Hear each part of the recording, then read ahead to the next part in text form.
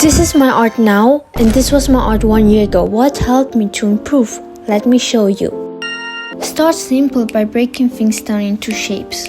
Everything has a shape. Animals, humans, food, even Minecraft, they all can be broken down into shapes.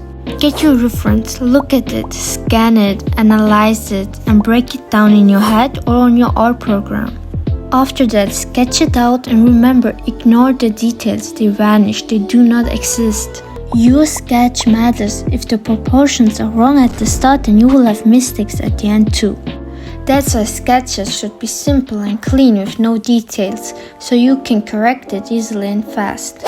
Start adding details when you are at the rendering stage or after the coloring stage, whatever works for you, but not at the start. Start with 3 values when you shade something. You only need 1 value for shadow, 1 for midtone, and 1 for light. Restricting yourself to only 3 values at first will help you start simple and the drawing will look less busy.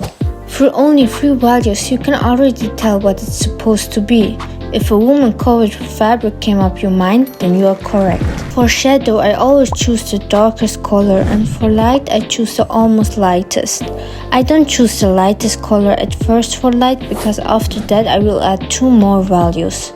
Another value for light. For that one, I choose the lightest one and another one that is between shadow and midtone. This way you won't overdo it with your values and it will be less confusing to look at your drawing. HSB shifting.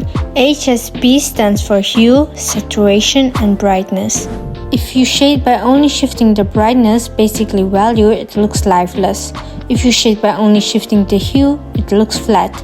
If you shade by only shifting the saturation, it also looks flat. The hue and saturation blueberries, they look flat because they have no strong contrast, and you can see that when I turn them into grayscale. Now none of these blueberries looks good. To fix that, we just have to combine them together, and that's how HSB shifting is created. Now this blueberry is what I call delicious and lively. But how do you use HSB shifting when shading? When you shade, you shouldn't just go up and down. That way you only change the brightness. Shift the hue and saturation too. Values are more important than hues. That's because all the informations are still there even if you remove the colors. But if you remove the values, you will lose informations and the viewer needs to take time to recognize what you're trying to show. That's why there are digital artists who first draw in grayscale and then color the drawing.